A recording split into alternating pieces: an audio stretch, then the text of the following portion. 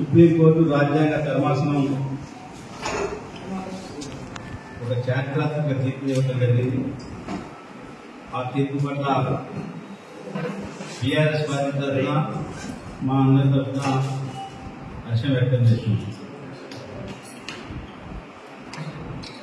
అనేక దశాబ్దాల పాటు జరిగిన రెండు పెద్ద ప్రజా ఉద్యమాల్లో ఒకటి తెలంగాణ ఉద్యమం విజయం సాధించింది. రెండో ఉద్యమం ఇలా వర్గీకరణ ఉద్యమం కూడా విజయం సాధించినందుకు హర్షం వ్యక్తం చేస్తున్నాం. ఈ రిజర్వేషన్ అంశం మీద అధ్యయనం చేయడానికి 1965 సంవత్సరంలో లాల్ బహదూర్ శాస్త్రి గారి యొక్క మంత్రివర్గం లోక్సభ కమిషన్ వేయడం జరిగింది. ఆ తర్వాత దేశవ్యాప్తంగా ఈ రాష్ట్రాలకు అధికారం ఇవ్వాలి, ఆ యొక్క జనాభాను బట్టి అని చెప్పి తర్జన భర్జన జరిగిన లాల్ బహదూర్ శాస్త్రి గారి మంత్రివర్గం నుంచి మొదలైన రాష్ట్రాలకు అధికారం ఇవ్వాలని లేదనే అంశం ఇవాళ ఒక చారిత్రాత్మక తీర్పుతో ఆ అంశాన్ని తెరబడింది. 1994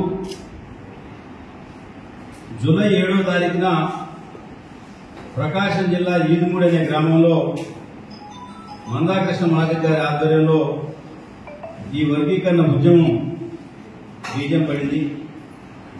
ఇవాళ చాలా రకాల ఎంఆర్పీఎస్ ఉండొచ్చు, కానీ దానికి బీజం వేసింది మాత్రం మందాకృష్ణ మాదిరి గారి. వారికి కూడా నేను ప్రత్యేక ధన్యవాదాలు ఈ సందర్భంగా తెలియజేస్తున్నాను.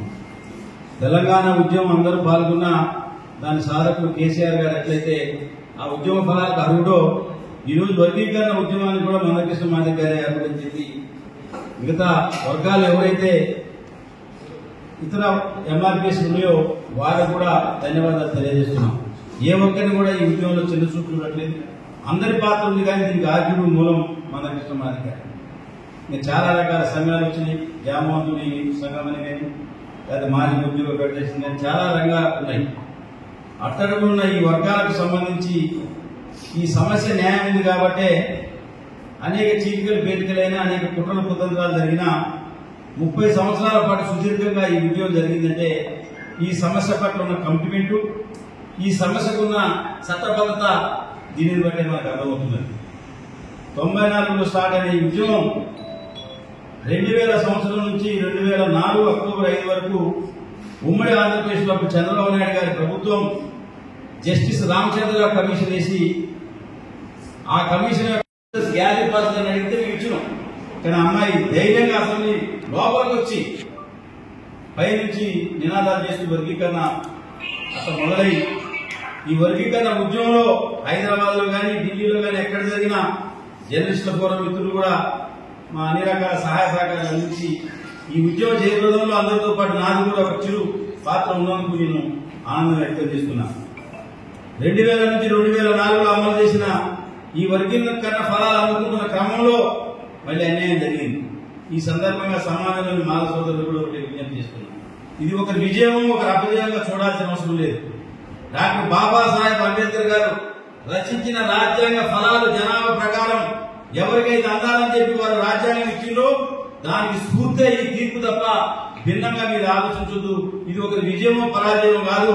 దళిత వర్గాల్లో ఉన్న కింది నిమ్న వర్గాలకు అట్టడున్న వర్గాలకు రాజ్యాంగ ఫలాలు అందించేందుకు మాత్రమే మీరు చూడాల్సిన అవసరం ఉందని చెప్పి ఈ సందర్భంగా నేను విజ్ఞప్తి చేస్తున్నాను. ఆ తర్వాత కేసీఆర్ గారు తెలంగాణ ఏర్పడిన తర్వాత ఏకగ్రీవంగా తీర్మానం చేసి అప్పుడు ఉప ముఖ్యమంత్రిగా కడియం శ్రీహరి గారు ఉన్నారు. వారిని ఇతర దళిత ఎమ్మెల్యే మంత్రులను తీసుకుని వెళ్లి ప్రధానమంత్రి గారికి వారు విజ్ఞాపన పత్రం స్వయంగా తెలంగాణ ప్రజల తరఫున ఇక్కడున్న అణగారిన వర్గాల తరఫున వారు కూడా విజ్ఞాపన ఇవ్వడం జరిగింది. ఆ తర్వాత మోడీ గారు వచ్చిన తర్వాత పోయిన పార్లమెంట్ ఎన్నికల ముందు వారు మీరు చేస్తామని ఇచ్చారు. కొంత ఆలస్యమైన కేంద్ర ప్రభుత్వం తరఫున వారు కూడా అఫిడవిట్ చేసి ఇది వర్గీకరణ అవసరమే అని చెప్పినందుకు వారికి కూడా నేను ధన్యవాదాలు తెలియజేస్తున్నాను. ఎందుకంటే వీళ్ళు రాజకీయాలు చూడాల్సిన అవసరం లేదు.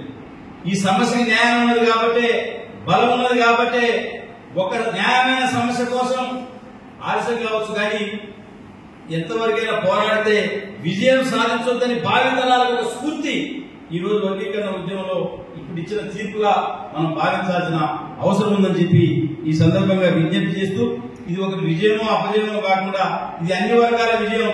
అన్ని రాజకీయ పార్టీలు మద్దతు తెలియజేసిన సుప్రీంకోర్టు విస్తృత ధర్మాసనం చాలా అరుదు వేయటం, కొన్ని అంశాల పట్ల వేస్తారు. కానీ 7 బెంచ్తో మరి సుప్రీంకోర్టు సీజే గారు వైవి చంద్రచూడ్ గారు వేసి భారతదేశ భావి తరాలకు ఏ వర్గాన్ని కూడా అన్యాయం జరగకుండా రిజర్వేషన్ ఫలాలు వాళ్ళకే అందాలని చెప్పి వారు ఏదైతే ఆలోచించి చెప్పడం జరిగిందో వారు ఇచ్చిన యొక్క ఈ స్ఫూర్తి రేపు రిజర్వేషన్ పట్ల గందరగోళం లేకుండా అన్ని వర్గాలకు న్యాయం జరిగే విధంగా ఈ తీర్పు ఉంటుందని చెప్పి ఈ సందర్భంగా తెలియజేస్తూ ఇప్పుడు 2 తెలుగు రాష్ట్రాల ముఖ్యమంత్రులు కూడా విజ్ఞప్తి చేస్తున్నాం.